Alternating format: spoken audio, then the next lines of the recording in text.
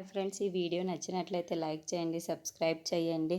జ్యోష్న వాళ్ళ ఫ్యామిలీ మొత్తం dining table మీద కూర్చొని భోజనాలు చేస్తూ ఉంటారు. ఇంతలో అక్కడున్న జ్యోష్న వాళ్ళ గ్రానీని చూసావా గ్రానీ, వీళ్ళు ఎలాంటి బాధ లేదు. ఆ శౌర్య కోసమే కానీ ఆ దీప కోసమే కానీ వీళ్ళు ఆలోచించటం లేదు. మనమే ఎక్కువగా ఆలోచించి బుర్రపాడు చేసుకుంటున్నాము. అందుకే ప్రశాంతంగా ఉండు అని చెప్పి అంటుంది. ఆ మాటలు వినగానే అక్కడున్న గ్రానీ మాత్రం అవునే, అది నిజమే, మనమే బుర్రపాడు చేసుకుంటున్నామే తప్ప వీళ్ళకి ఎలాంటి బాధ లేదు, మనము కూడా ప్రశాంతంగా ఉందాము అని చెప్పి అంటుంది. ఇంతలో అక్కడున్న సుమిత్ర మాత్రం జ్యోష్నని చూసి, ఏంటి జ్యోష్న, కొంచెం అన్నం వేసుకో అని చెప్పి అంటుంది. లేదు అంటే కూర వేసుకో అని చెప్పేసి అంటుంది. ఆ మాటలు వినగానే అక్కడున్న జ్యోష్న మాత్రం అదేమి వద్దమ్మా అని చెప్పి అంటుంది.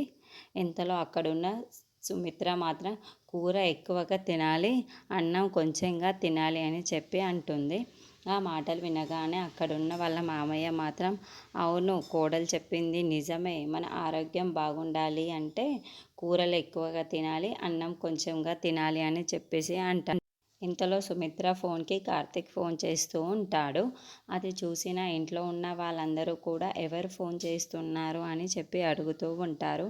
ఆ మాటలు వినగానే అక్కడున్న సుమిత్ర మాత్రం కార్తిక్ ఫోన్ చేస్తున్నాడు అని చెప్పేసి ఫోన్ లిఫ్ట్ చేసి ఉంటుంది. ఏంటి కార్తిక్, ఈ టైంలో ఫోన్ చేశావు అని చెప్పి కార్తిక్ని అడుగుతూ ఉంటుంది. ఆ మాటలు వినగానే అక్కడున్న కార్తిక్ మాత్రం అత్త, నువ్వు త్వరగా ఇంటికి రా, ఇక్కడ హాస్పిటల్కి రావాలి అని చెప్పేసి అంటాడు.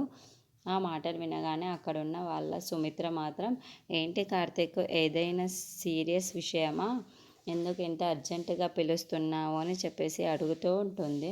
ఆ మాటలు వినగానే అక్కడున్న జ్యోష్న మాత్రం ఆహా, ఫోన్ వచ్చేసిందా అని అనుకుంటూ ఉంటుంది. ఇంకా ఫోన్ రాలేదేంటి అని బావ దగ్గర నుండి అనుకుంటున్నాను, అంతలో ఫోన్ వచ్చేసింది అని అంటుంది.